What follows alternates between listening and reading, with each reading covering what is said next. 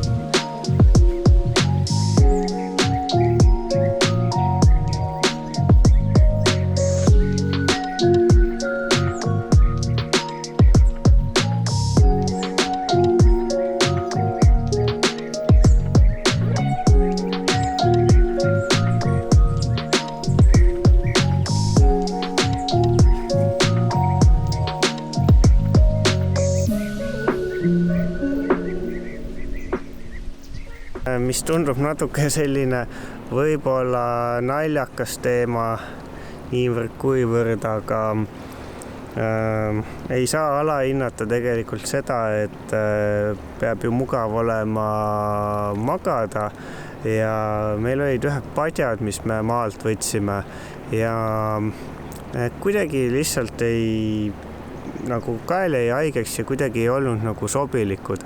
Et ma ei tea, kas nüüd vanadust tuleb peale või mingi asi, aga oli vaja lihtsalt uued padjad osta ja siis me käisime Slovakkia linnas siis selles Jyskis ja ostsime sealt uued padjad, et midagi ei jäänud üle.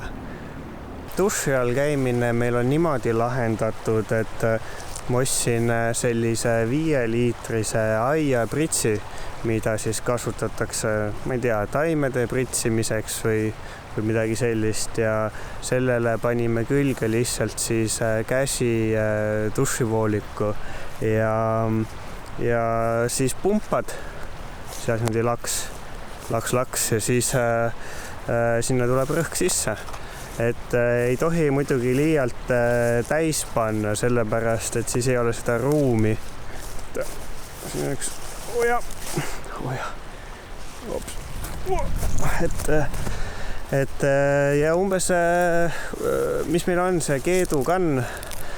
Keedukannuga keedad siis vett, paned näiteks pool liitrit keeduvett juurde ja siis on see temperatuur juba selline peaaegu nagu kodus käiks duši all, et milleks ennast piinata, et jah, et okei, et saab pesta ka kuskil kärestikuses jões nagu karu, et tõeline nagu katsumus ja ellujäämine, aga minu mõte ja nägemus on see, et pigem tuleb asju mugavalt teha ja mõnusalt, et siis ei pea ju ennast selliste asjadega piinama, kui saab ka teismoodi. Võib-olla ma näitangi siia ka ühed kaadrid vahele nüüd, kus me Poolas otsisime ööbimiskohta, et selline suhteliselt tüüpiline õhtu, et hakkab juba nagu vaikselt hämarduma ja üritab kiiresti mingi okei koha leida ja Nele filmis bussi aknast siis, kuidas me seda kohta otsime, et võib-olla annab mingi väikese ettekujutuse, et milline see tüüpiline koha otsimine välja näeb. Äges minna, ma arvan, siit äärest või siit.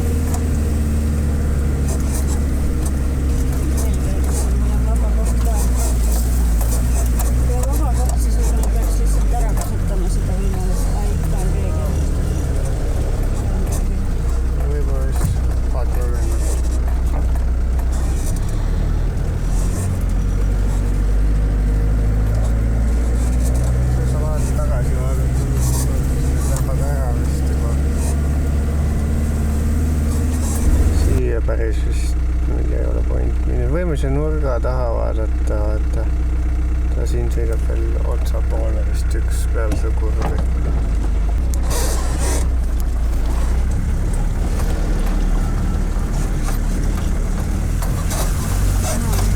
Siin on tegelikult, siin on päris prügi on veits halb ja